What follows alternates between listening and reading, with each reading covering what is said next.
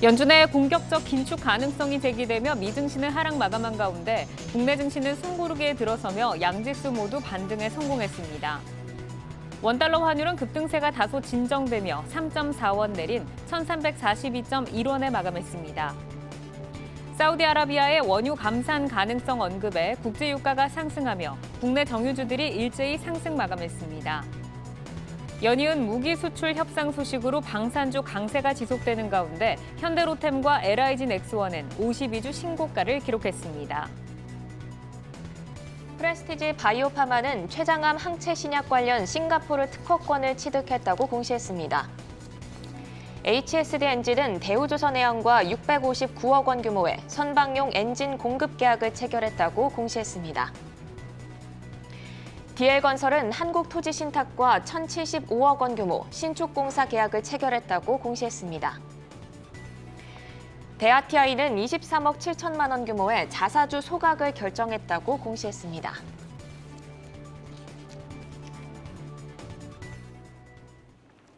내일 여는 성공투자 습관 투데이 한경 코리아마켓. 오늘장 마무리하면서 내일을 위한 성공투자 힘차게 열어보겠습니다. 먼저 저와 함께 오늘 시장 마감부터 정리해보시죠.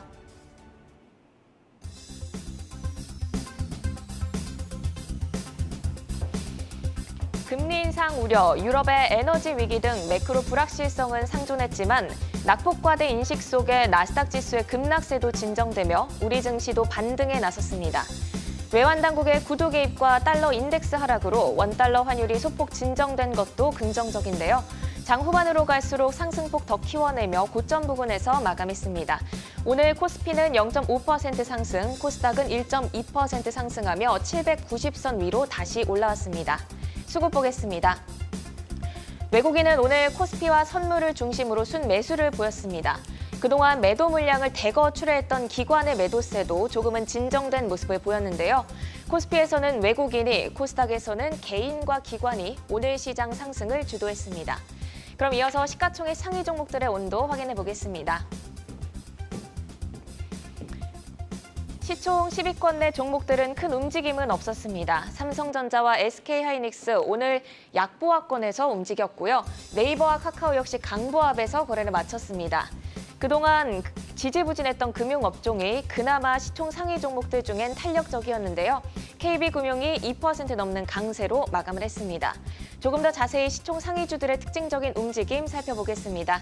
먼저 현대 로템부터 보겠습니다. 폴란드 수주 잭팟에 이어 최근 모로코 정부와 K2 전차 조달 협상을 시작했다는 보도가 전해지며 오늘 급등했습니다. 52주 신고가를 또다시 경신한 건데요. 장 초반부터 치고 올라오더니 금세 20% 가까이 상승을 했습니다. 윗꼬리를 길게 달지 않고 상승폭을 유지한 채 오늘 시장에서 17% 상승으로 거래를 마쳤습니다. 이어서 농심입니다.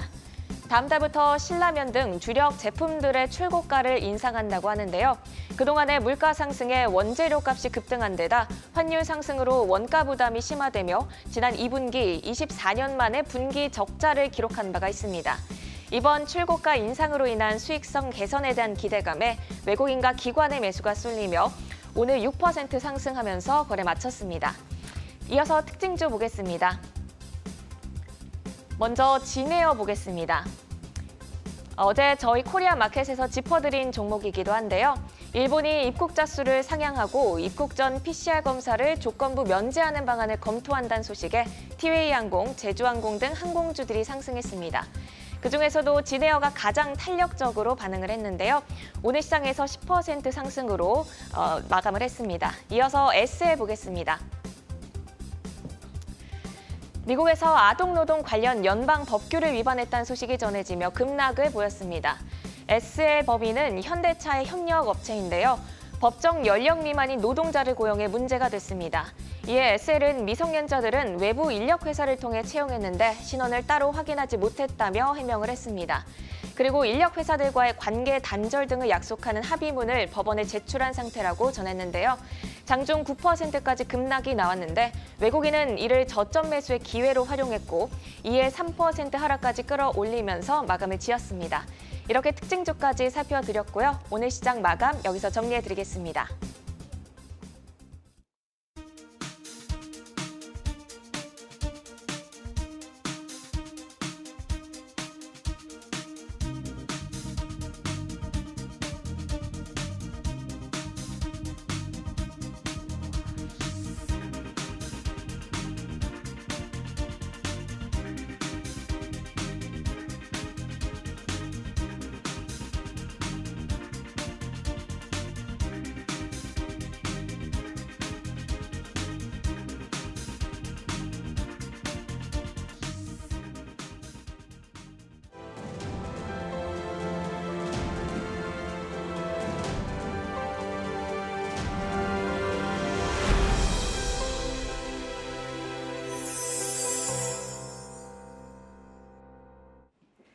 6거래일 만에 우리 시장 빨간불을 켜냈습니다. 코스닥이 강하게 힘을 내준 가운데 수요일 ETF 시장 분위기 체크해 보겠습니다.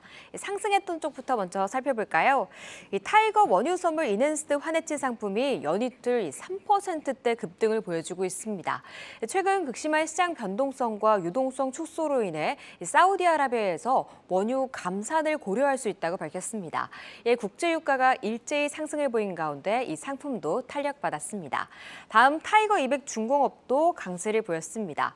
현대로템이 오늘 K2 흑표 전차 수출 협상에 나선다는 소식에 오늘 불을 뿜었는데요. 무려 17%의 급등을 보였고요. 이와 함께 최근 강한 분위기를 이어가고 있는 조선주들도 현대미포조선은 또다시 신고가 경신한 가운데 대우조선해양 등 일제히 빨간불 켜내면서 이 상품에 힘을 더했습니다.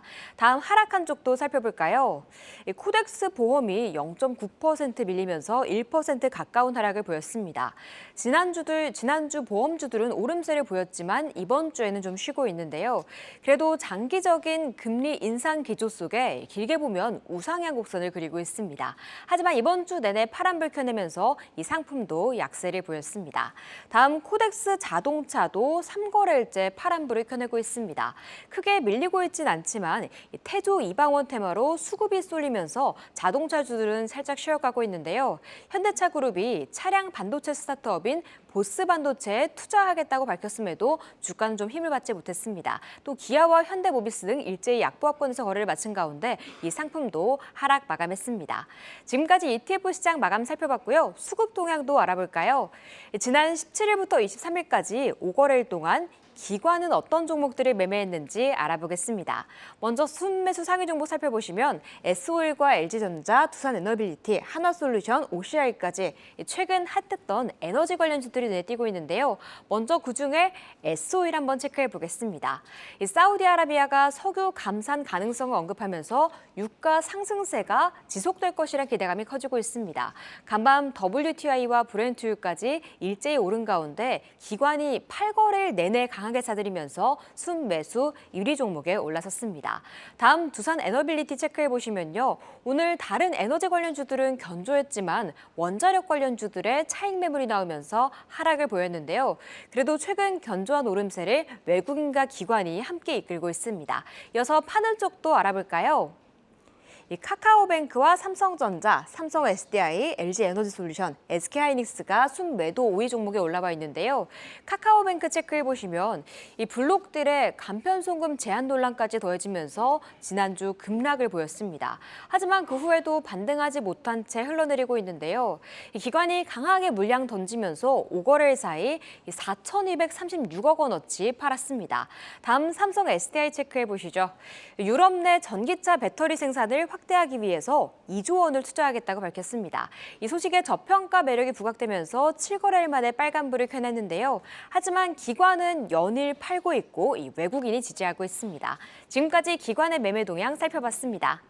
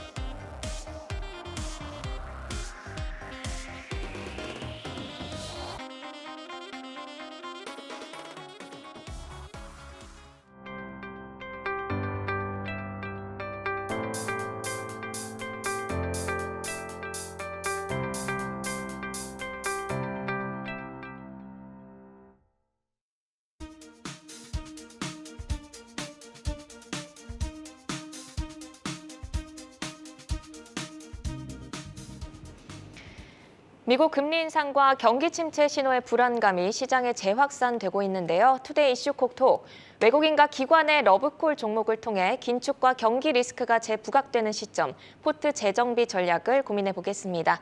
오늘은 정경민 IBK 투자증권 분당센터 차장, 김성준 하이투자증권 도곡 WM센터 부장과 함께합니다. 어서 오세요. 어서 오세요. 안녕하세요. 네, 첫 번째로 토크 나눠볼 종목은 LG 에너지 솔루션입니다. 7월 말부터 시작된 외국인의 러브콜이 아주 뜨거운데요.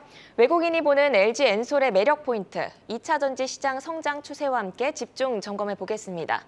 현대차그룹과 LG 엔솔의 인도네시아 합작법인이 지난 22일 약 9,500억 원의 투자금을 조달했다고 밝혔는데요. 인도네시아는 니켈이 가장 많이 매장된 국가이기도 하죠. 이 인도네시아 합작 공장의 향후 기대 효과 어느 정도로 보실까요? 일단은 정성적으로 일단 뭐 말씀을 좀 드려야 될 것 같은데요. 뭐 인도네시아, 말레이시아 이런 쪽에 지금 뭐 많은 이제 소재 업체들이 지금 진출을 해 있다 보니까 아무래도 현지의 밸류 체인을 확보하고자 하는 이제 그런 좀 심산이 깔려 있는 게 아닌가 이렇게 좀 직관적으로 좀 볼 수 있지 않나 싶습니다. 일단 자원 수급이 굉장히 용이하고 또 인력 자원, 또 물류 이런 등의 의점이 있기 때문에 아무래도 이제 국내 업체들이 그쪽에 이제 거점을 가져가는 이제 그런 전략이라고 좀 볼 수 있겠어요.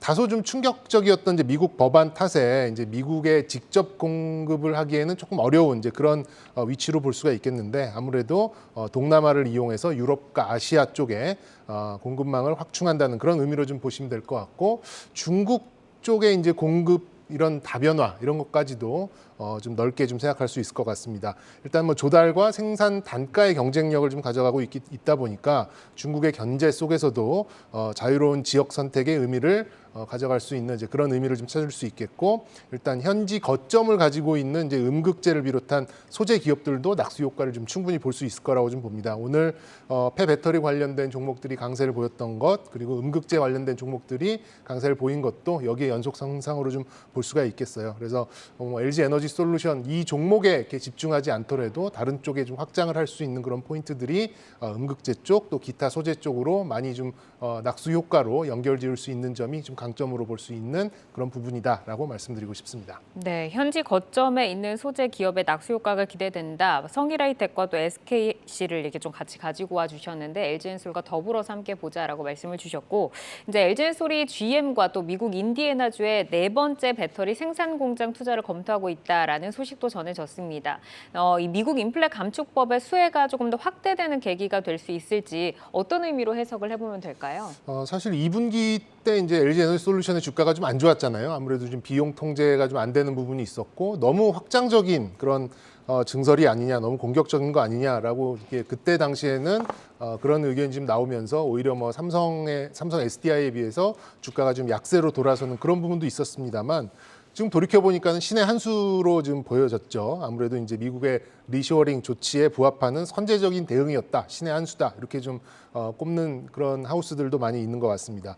일단 GM 쪽과의 어떤 협업 이쪽의 독점 여부는 알려져 있지는 않습니다만 역시 GM의 공격적인 행보에 맞는 규모로 대응을 했다라는 점을 중요하게 좀 꼽을 수 있을 것 같고 북미의 어떤 거점이 됐다 이렇게 좀 볼 수 있겠어요. 그래서 LG 에너지 솔루션과 GM 그러니까 LG와 GM 그리고 SK와 포드 이런 식으로 어떤 페어링을 가져가면서 그쪽에 이제 거점을 확보하는 이제 그런 행보로 좀 볼 수가 있는 것 같습니다. 일단 중국 쪽이 아직까지는 이제 배터리가 이제 수량으로는 좀 앞서 있는 단계잖아요. 아무래도 거기에 좀 대응을 하는 이제 그런 전략이다라고 좀 볼 수 있겠고 LG 배터리가 이제 시장 확대를 좀 가져간다면 뭐 표준화까지는 아니더라도 아무래도 큰 시장 선점 그리고 점유율 확보 전략으로 좀 볼 수가 있겠습니다. 그래서 뭐 의미를 좀 해석을 해보자면 이 LG 에너지 솔루션 자체가 거점을 확보하는 것 그리고 주가로 본다 그러면 꼭 이 종목을 사지 않으시더라도 저는 이제 지표로서 뭐 참고하실 만한 그런 요인은 충분히 될 수 있겠다라고 볼 수 있겠고 역시 이제 북미로 직접 간다는 자체가 장기 계약을 의미하는 거기 때문에 장기 밸류에이션의 어떤 신뢰성을 확보하는 이제 그런 차원에서 약간 정성적인 그런 의미를 찾을 수 있겠다라고 말씀드리고 싶습니다. 네, 이제 중국에 대응해서 경쟁력을 갖춰 나가고 있고 북미에서도 경쟁력이 상승이 될 수 있다라고 말씀을 주셨습니다.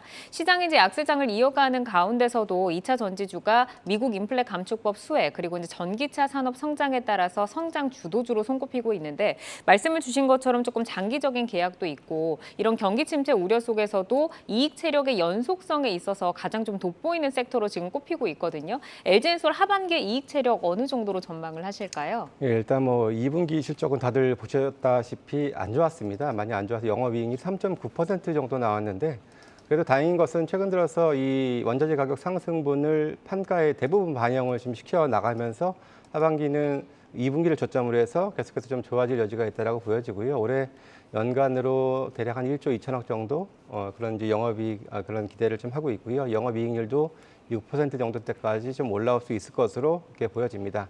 제가 지난번에 출연했을 때도 이제 같은 말씀을 좀 드리기도 했었는데요.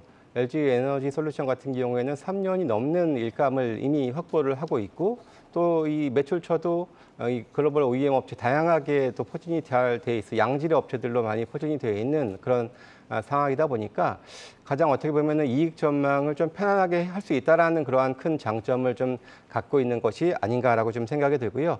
최근에 수주 잔고도 1분기 사이에 300조에서 310조로 더 늘어나기도 꾸준히 늘어나는 그런 추세를 좀 보이기도 합니다. 앞으로 글쎄 이제 우리나라 업체들, 기업들이 향후에 이제 여러 가지 규제들에 또 이제 발목을 잡힐 여지도 있는데 그 중에 가장 큰 것이 이 환경 관련된 규제일 수도 있겠다라고 생각이 드는데요. 이제 아리백이라는 건데 이 아리백이 2050년까지 기업에서 생산하는 이 전력들을 100% 다 신재생 에너지로 이렇게 바꿔야 된다라고 하는 것이 바로 이제 아리백의 골자인데. LG 에너지 솔루션 같은 경우에는 2025년도에 100%로 달성을 지금 목표로 지금 하고 있습니다. 올 연말 되면은 60% 정도까지 올라올 수 있을 정도로 이쪽 환경 쪽 분야에서도 국내 업체 중에서는 좀 독보적으로 좀 치고 나가고 있는 모습을 보이고 있기 때문에 향후에 여러 가지 규제에 있어서도 그래도 피해 나갈 수 있는 그런 또 안정성까지 확보돼 있다라는 장점 또한 가지고 있습니다. 네, 원자재 가격 상승분을 판가에 전가했고 3년치 일감도 미리 확보한 상태입니다. 2분기를 저점으로 향후 이익은 좋아질 것이다라는 말씀 들어봤는데요. 하지만 리스크 요인들도 상존하고 있는 것 같습니다.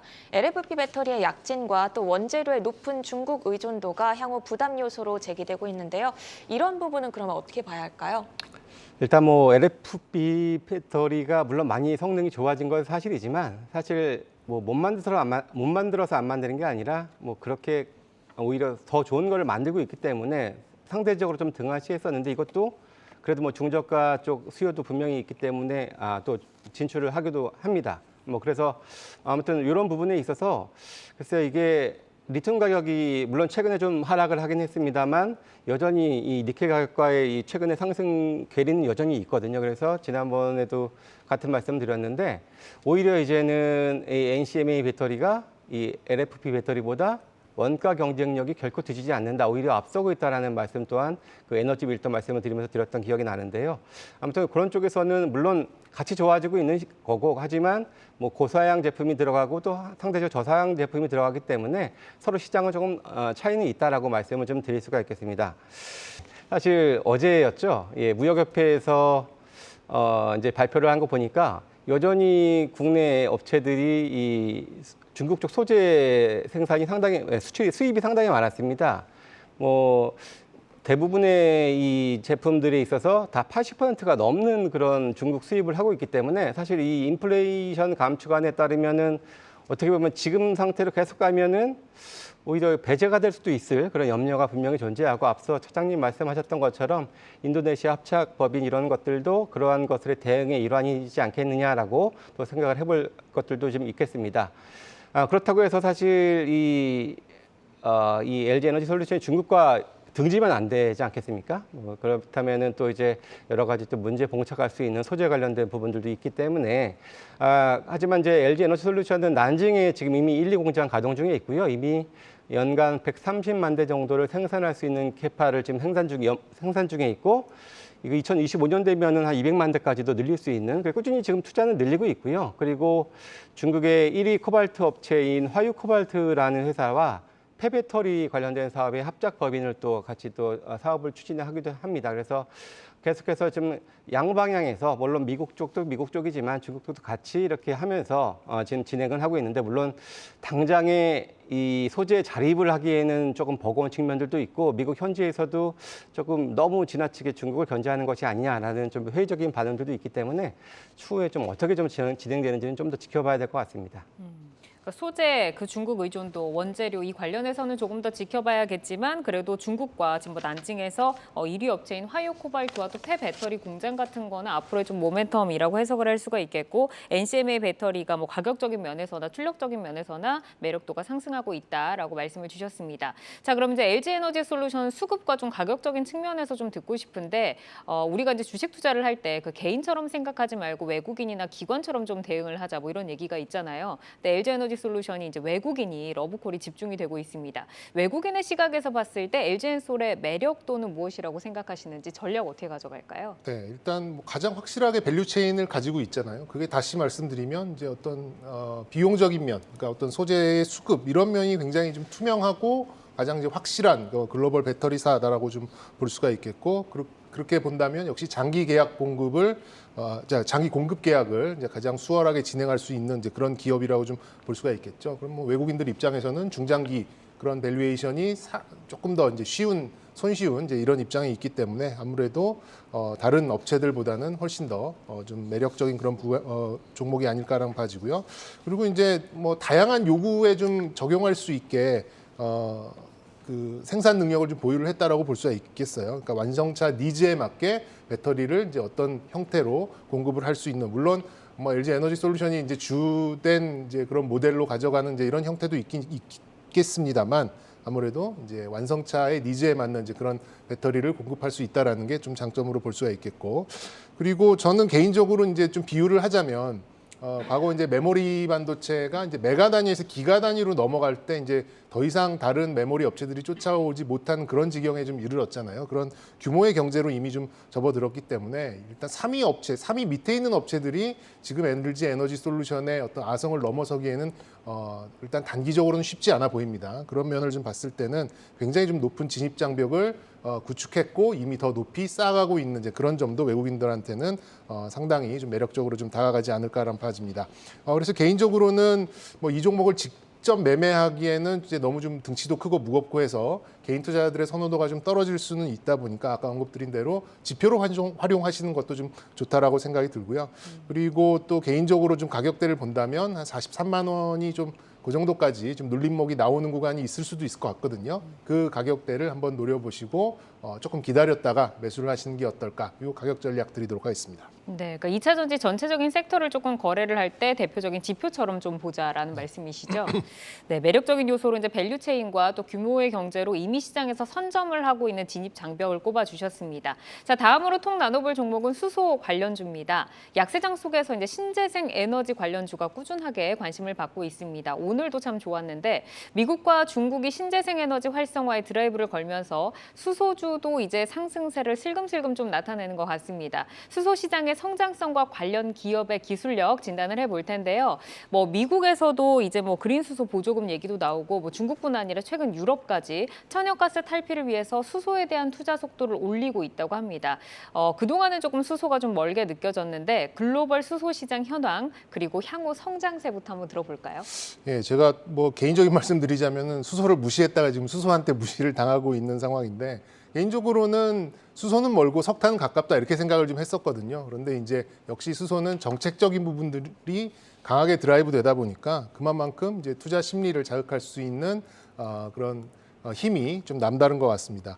물론 이제 마지막 이제 그린 수소까지 가기에는 굉장히 좀 여정도 길고 뭐 과정이 순탄치는 않을 것 같긴 한데 역시 이제 수소 연료전지의 대규모 상용화도 뭐 현실상으로는 그렇게 쉽지 않아 보이고 에너지 기업들이 지금 당장 닥쳐 있는 그런 현상 문제를 해결하기 전에 곧바로 수소로 투자한다? 이것도 이게 논리상 맞진 않다라고 좀 생각이 들어요. 하지만 말씀드렸듯이 정책이 드라이브를 한다라고 하면 뭐 실적이나 펀더멘탈보다 무조건 투자 심리가 먼저 자극되는 이제 그런 주가 상승이 좀 나오는 거였기 때문에 뭐 저는 뭐 이대로 우상향을 쭉 할 가능성은 좀 없어 보입니다만 그동안 좀 뒤처졌었던 수소 관련된 기업들의 좀 응축된 이제 그런 에너지가 좀 풀어져 나오는 이제 그런 부분이라고 좀 볼 수 있겠고, 일단 결국에는 이제 신재생 에너지를 이용해서 수전의 기술, 그러니까 그린 수소를 생산하는 데까지, 그러니까 뭐 개질 수소, 부생 수소를 넘어서서 완전 그린 수소까지 갈 때까지는 중간 단계들을 좀 거쳐야 되는 이제 그런 여러 가지 이제 단계성 그리고 사업성을 증명해야 되는 이런 부분이 좀 있다 보니까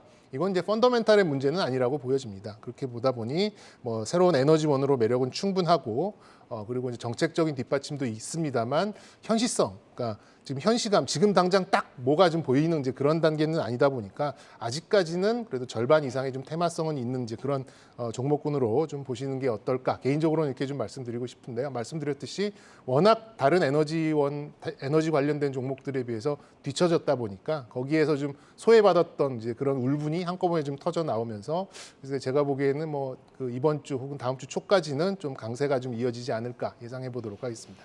네, 글로벌적으로 투자 속도는 올리고 있지만 상용화까지는 시간이 좀 필요하다는 말씀이었는데요. 정책적인 부분이 투자 심리를 자극한다고 그런 말씀을 주셨는데 국내에서도 연말에 수소법 개정안이 본격 시행이 됩니다. 구체적인 내용과 어떤 기대 효과가 있을지 한번 들어볼까요? 법안이 아무래도 좀 딱딱하지 않습니까? 그래서 이름만 들으면 사실 무슨 내용인지 잘 모를 수도 있는데요. 이게 청정수소 등급별 인증 제도를 도입을 한다라는 것이고요. 일정 수준의 발전업자들한테 청정수소를 구매를 의무화하는 그런 제도가 또 있고, 마지막으로 청정수소 발전의 의무화 제도를 신설한다라는 것이 가장 큰 골자인데요. 조금 쉽게 풀어서 말씀을 드리면 사실 태양광이나 풍력 같은 기존의 재생에너지보다는 아무래도 좀 뒤처지다 보니까, 그리고 단가도 좀 비싸다 보니까 동일선상에서 경쟁을 하다 보면 아무래도 도태될 수밖에 없는 것이 현실이기 때문에 우리 정부에서는 그 별도의 인증 제도를 도입을 하고 요금 체계도 좀 다르게 조금 설정을 해주면서 같이 좀 키워나갈 수 있는, 그래서 정부의 정책으로 그래도 나름의 수소 경제를 조금 안정화시킬 수 있는 그런 생태계를 좀 만들 수 있는 그런 것이 주요한 골자입니다. 물론 이제 올 12월에 이제 시행을 앞두고 있는데 아직까지 세부 시행령까지는 나오진 않고 있는 게 사실이고요. 그리고 앞서 말씀하셨던 것처럼 이 그린 수소까지 가기에는 상당한 좀 오랜 시간은 좀 걸릴 수밖에 없습니다. 그래서 아무튼 이런 것들이 어떻게 조금 더 강하게 정부에서 이렇게 지원책을 줄지는 뚜껑은 아직 반만 열릴 것이기 때문에 조금 더 확인할 필요는 있겠다 이렇게 말씀드릴 수 있습니다. 네, 여러 가지 인증제도 또 의무적으로 수소를 이용하게 하는 그런 법안인데 사실 두산퓨얼스, 범한퓨얼스 등 국내 수소 업체들이 굉장히 많잖아요. 기업별로 기술력을 좀 구체적으로 살펴주신다면요? 일단은 사실 뭐 이름만 들으면은 나는 수소다라는 그런 회사들이 몇 개 있습니다. 뭐 말씀하셨던 것처럼 두산퓨얼셀 같은 경우에는 발전용 연료 전지의 원천 기술을 또 가지고 있고요. 또 국내 발전용 연료 시장의 95% 정도의 시장 점유, 거의 뭐 독과점적인 그런 지위를 보이고 있는 회사가 바로 두산퓨얼셀이고 가장 대표적인 업체라고 좀 보시면 될 것 같고요.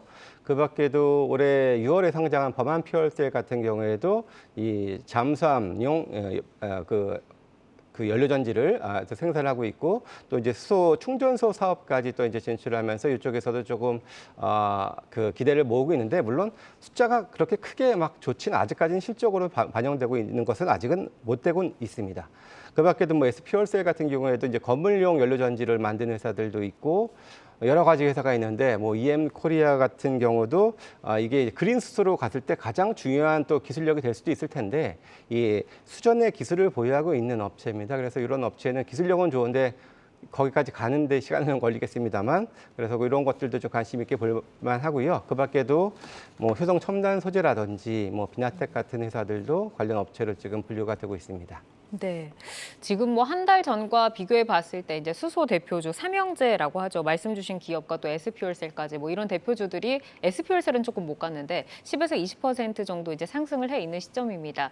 앞서 이제 정경민 차장님 같은 경우에는 이제 수소 에너지원이 지금 정책이 끌어주고 테마가 끌어주기는 하지만 본격적으로 실적이 찍히고 개화하기까지는 시간이 조금 걸릴 것 같다라고 말씀을 주셨는데 수소 관련주 투자하는 데 있어서 이제 투자자들이 좀 주목해야 할 점, 이 부분도 좀 궁금하고 현 시점에서 어떤 기업 좀 매력적으로 보실까요? 일단 수소만 단독적으로 움직일 가능성은 높지 않아 보여요. 아무리 정책적인 부분이 있더라도. 그러니까 다시 말씀드리면 신재생 에너지들과의 어떤 병행, 아니면 신재생 에너지들의 그림자 이렇게 움직일 가능성이 좀 있지 않을까 저는 이렇게 좀 보여집니다. 그렇다 보니까 변동성은 좀 클 수밖에 없고 뭐 신재생 에너지 다른 에너지 뭐 발전 관련된 종목들이 좀 약세를 보일 경우에는 또 따라갈 가능성도 있다 보니까 단독적인 강세보다는 아무래도 좀 이렇게 연동돼서 움직이는 편승하는 이제 그런 분위기를 좀 잘 파악하셔야 될 것 같습니다.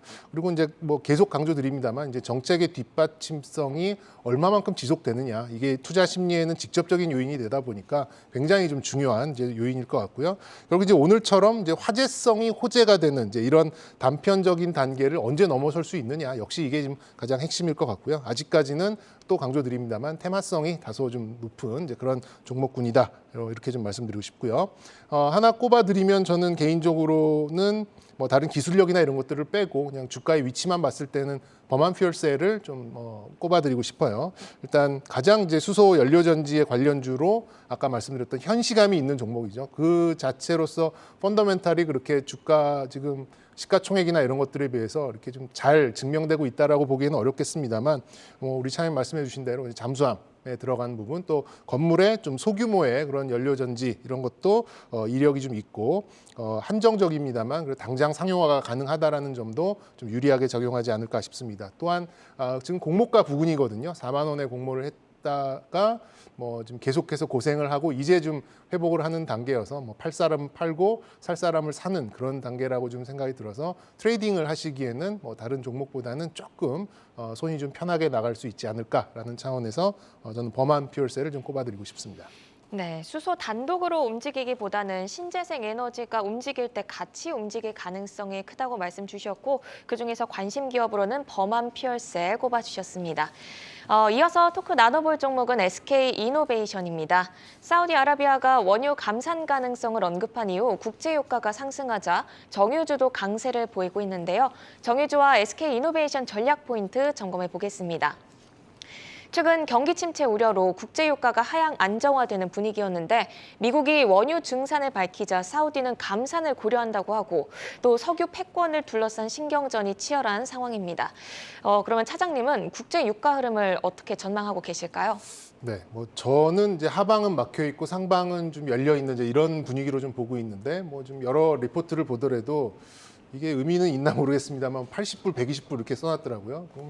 그게 의미가 있나 좀 싶긴 합니다. 근데 저는 개인적으로는 어쨌든 좀 바닥은 일단 단기 바닥은 확인했다라고 좀 보여지고 역시 이제 이 유가를 끌어올리는 요인이 현재로서는 이제 수요의 폭증이에요. 다른 뭐 가스나 이런 좀 공급단의 문제라기보다는 지금은 단기적으로 수요가 좀 올라오는 그런 단계였기 때문에 이 단계에서 플러스 지금 공급에서도 약간의 좀 갈등이 좀 생길 가능성이 있어 보이거든요. 그렇게 본다 그러면 국제유가 상승에 좀 가속도를 붙이는 이제 그런 요인이 좀 될 수 있을 거라고 좀 보고 있고 일단 가장 중요한 거는 지금 가스가 없다, 천연가스가 없다 보니까 정유 수요를 이제 우회하려는 이제 그런 방안이 계속해서 좀 추진이 되고 있다 보니 지금 이제 국제 디젤 그 이제 정제 마진이 2주 만에 좀 2배가 넘게 좀 올라왔거든요. 24불에서 50불까지 올라오는 그런 상황이고 우리나라에 있는 이제 그런 정제 마진도 거의 한 50% 넘는 이제 그런 상승을 보였기 때문에 지금 딱 숫자가 찍어주는 이제 그런 효과를 지금 현재 S-오일과 또 SK이노베이션 둘 다 좀 보고 있지 않나 이렇게 좀 보여집니다.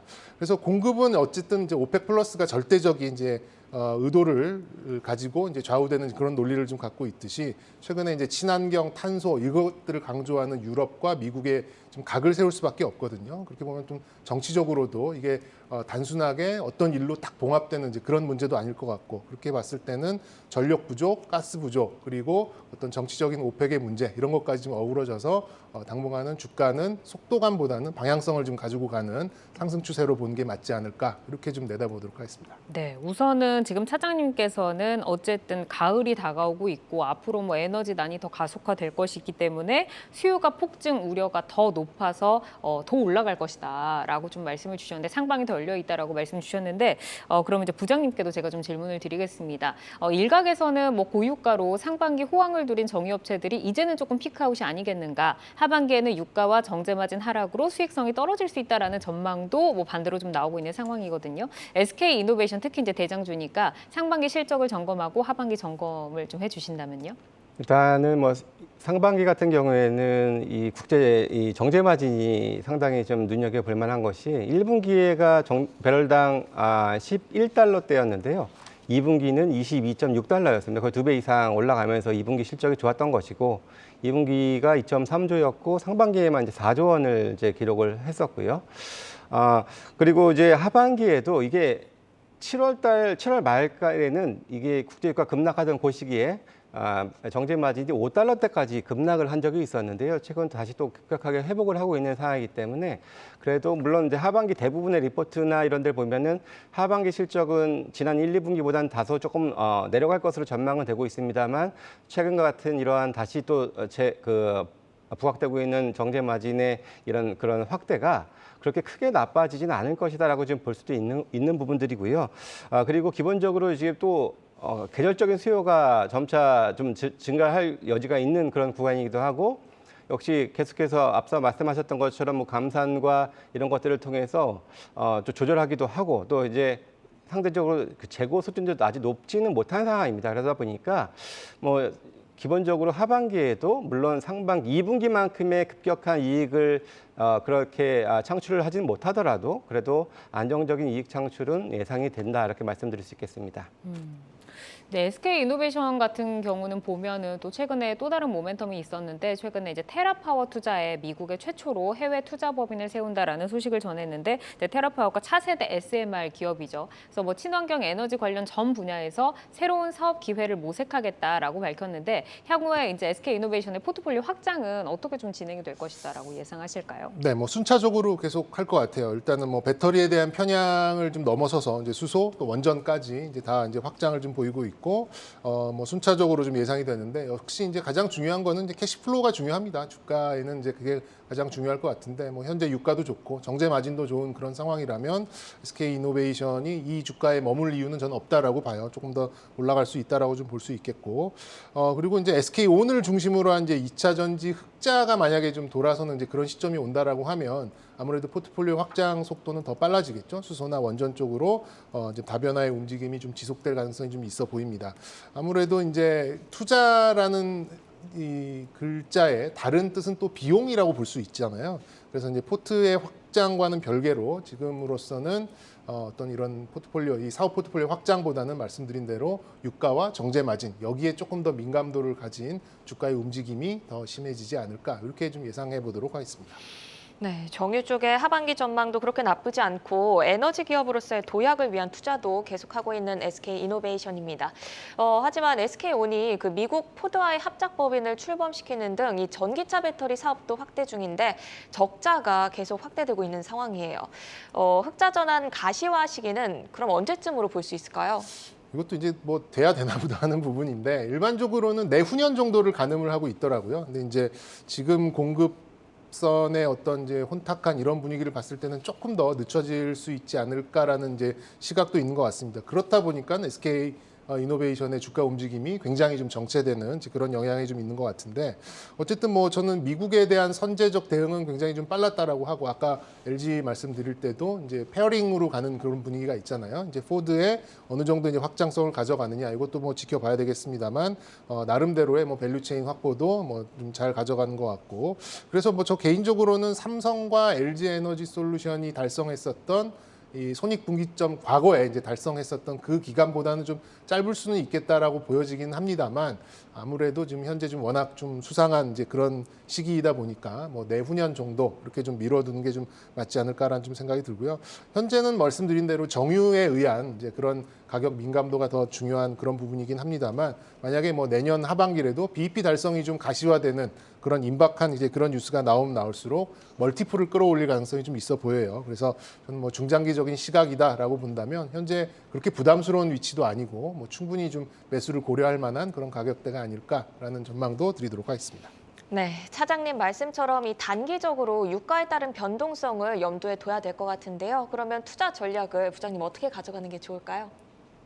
기본적으로 뭐 앞에서 다 말씀을 하셔가지고 사실 SK온 같은 경우에는 그 흑자 전환 같은 경우가 사실 물론 그 증권 회사마다 조금 차이는 있겠습니다만 가장 빠르게 보는 게 올 4분기라는 또 이런 얘기들도 있는데 아마 내년 상반기까지는 좀 힘들지 않겠나라고 좀 생각이 좀 기본적으로 드는데요. 아무래도 SK온이 2분기가 실적이 가장 안 좋았습니다. 그런데 워낙에 정유 쪽에서 실적이 좋았기 때문에 사상 최고의 실적을 달성을 했던 것인데 SK온 3분기부터는 그래도 많이 좀 좋아집니다. 물론 적자폭이 축소가 된다는 그런 의미인 거고요. 가장 큰 이유가 이제 헝가리 2공장과 미국의 1공장이 아무래도 가동 초기였거든요. 근데 아무래도 가동 초기에는 고정비도 많이 들겠고 또 수율도 좀 잡아야 될 측면들이 있기 때문에 많이 좀 안 좋았는데 이것이 한 9월 말 정도 가면은 어느 정도 좀 정상화되지 않겠냐라고 좀 기대를 좀 하고 있습니다. 뭐 그렇기 때문에 일단은 이쪽에서 크게 까먹는 게 없다면은 뭐 기존의 정유 쪽에서도 꾸준한 실적을 보여줄 수 있는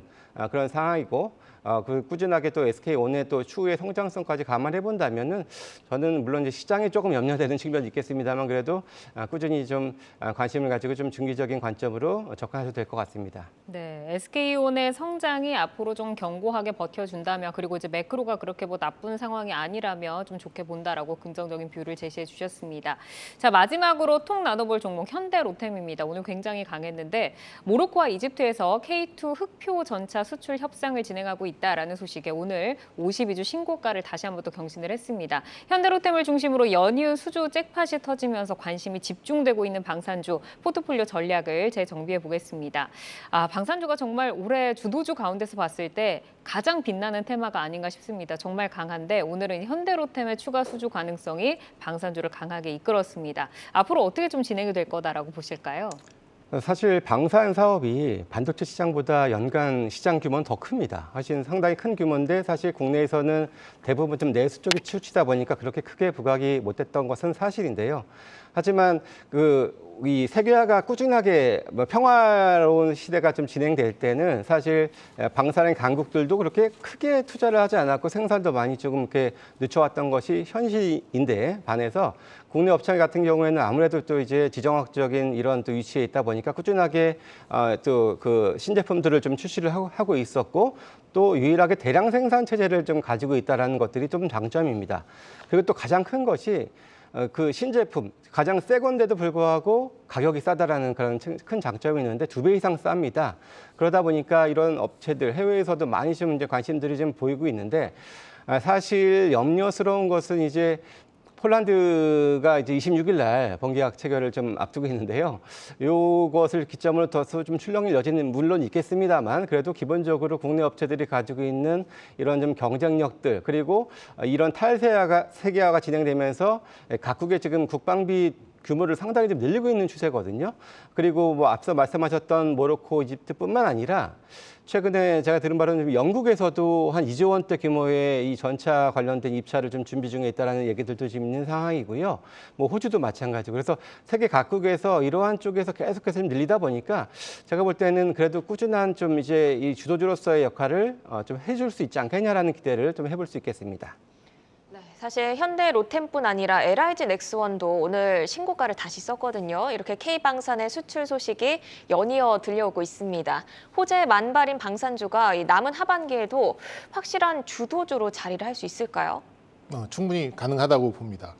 일단 뭐 방산은 이제 민수가 아니잖아요. 민간 분야의 사업이 아니고 이제 국가의 예산이 투입되는 굉장히 폐쇄적이고 이제 과점적인 그런 과점적인 이제 그런 시장인데 말씀해 주셨듯이 각국의 지금 국방력이 좀 자각을 하고 있는 거죠. 뭐 이렇게 우스갯소리로 좀 현타가 온 그런 상황입니다. 그래서 이런 국방비를 좀 증액시키고 예산도 계속해서 좀 넓혀가고 있는 그런 상황으로 볼 수 있기 때문에 그런 면에서는 이제 시장이 계속 커지는 그런 상황에서 이제 미국, 러시아, 중국 소위 이제 이 방산 사업의 이제 빅3라고 하는 이제 이 세 나라가 굉장히 지금 침투가 좀 명확하지 않게 되고 있어요. 그러니까 산유국과 미국과의 관계도 좀 틀어져 있고 그렇다고 지금 뭐 전쟁을 일으키고 있어 뭐 인륜적인 그런 이제 행위를 하고 있는 러시아 무기를 사기도 그렇고, 그리고 성능이 떨어지는 중국산을 사기도 그렇고, 그렇다 보니까 지금 뭐 굉장히 좀 국산 무기가 뭐 좀 돋보일 수밖에 없는 그런 상황이 아닐까라는 좀 생각이 들고요.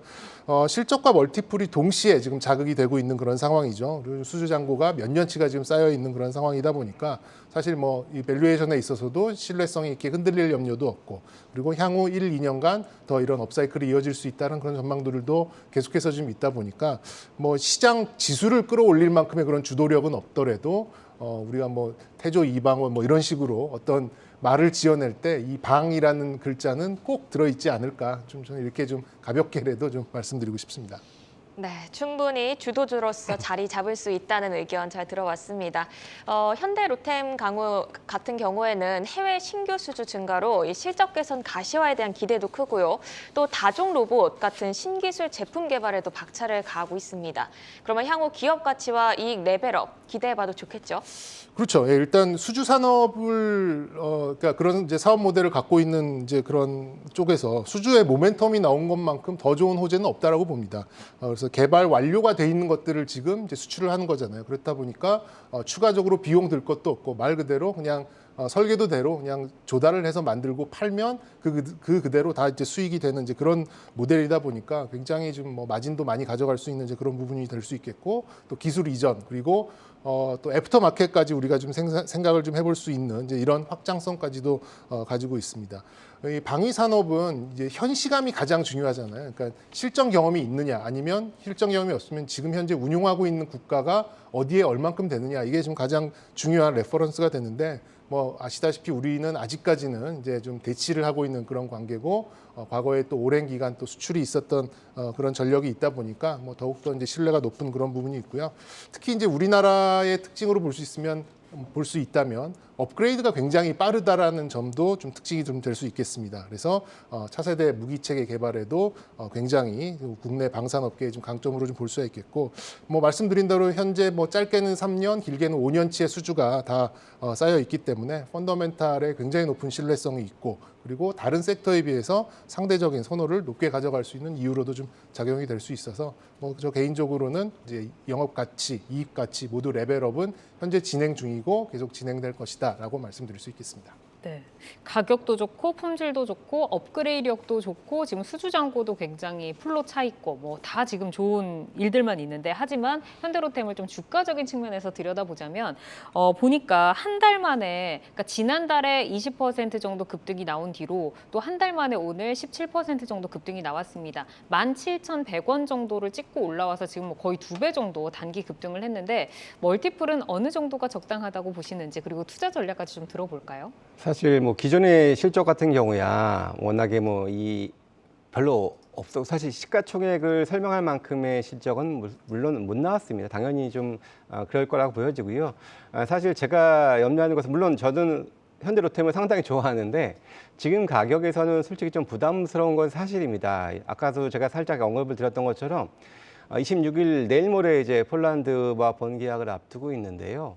사실 폴란드 1년 국방 예산이 20조가 채 안 됩니다. 근데 과연 이 1000대라는 것을 온전히 다 할까라는 살짝의 의문도 사실 들고요. 상대적으로 그런 폴란드가 그렇게 아직 부국은 아니지 않겠습니까? 그래서 이 지원을 좀 받을 수 있을까라는 그런 부분들도 좀 한 번은 좀 생각을 해봐야 된다고 보여지고요. 기본적으로 아무리 좋아도 이 또 소문에 사서 뉴스에 파는 그런 흐름들 분명히 좀 존재할 거라고 보여지거든요. 그래서 단기적으로는 지금 가격권에서는 사실 추격 매수하는 것은 좀 자제하는 것이 맞다라고 보여지고요.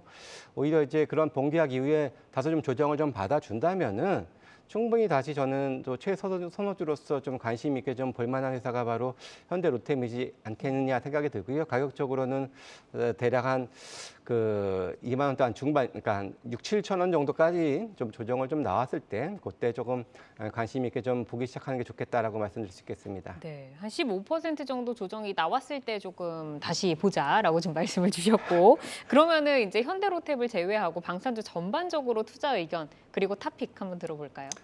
기본적으로 방산주든 역시 뭐 저는 주도 업종으로서 손색은 없다라고 말씀을 드릴 수 있겠고요. 사실 아까 이제 그 실적이 조금 안 받쳐준다라고 했는데 같은 신고가지만 실적이 그나마 조금 받쳐주는 것이 LIG 넥스원이고요. 그리고 상대적으로 지금 오르지 않은 중소형주 중에서는 i3 시스템이라고 이게 이제 반도체 센서 업체인데요. 대부분의 이 국방 이런 저기에 들어갑니다. 그래서 이런 회사들도 뭐 당장에 상반기까지 실적이 그렇게 크게 좋지는 못했습니다만 이제 향후에 이 누적된 수주 잔고를 감안해 봤을 때 상당히 좀 좋아질 수 있는 그런 중소형주가 될 수 있다라고 말씀드릴 수 있겠습니다. 네, 관심 기업으로서는 LIG 넥스원 주셨고요. 우리 코리아마켓의 대표 밀리터리 덕후이신 정경민 차장님의 최선호주까지 들어보겠습니다. 네, 저는 한화 에어로스페이스 꼽아드리고 싶고요. 어쨌든 뭐 재래식 육상 무기에 있어서는 뭐 세계 뭐 최일선이라고 볼 수 있겠습니다. 그래서 향후 K2A2 업그레이드까지 뭐 가져갈 수 있다 보니까 뭐 포병 전력까지 이제 포함할 수 있거든요. 가장 현시감 높고 기대감 높은 종목이다 이렇게 좀 볼 수 있겠고요. 합병은 또 덤으로 가져갈 수 있는 투자 포인트다 이렇게 말씀드리겠습니다. 네, 이렇게 이제 두 분의 탑픽까지 들어봤고 오늘 뭐 방산 그리고 수소까지 점검을 하고 전략을 세워봤습니다. 투데이 한경 코리아마켓 방송이 끝난 뒤에도 유튜브에 콕톡 검색하시면 다시 보실 수 있으니까요. 다시 한번 보시면서 포트 전략 잘 세워가시기를 바라겠습니다. 오늘은 정경민 IBK 투자증권 분당센터 차장, 김성준 하이투자증권 도곡 WM센터 부장과 함께했습니다. 두 분 좋은 말씀 고맙습니다.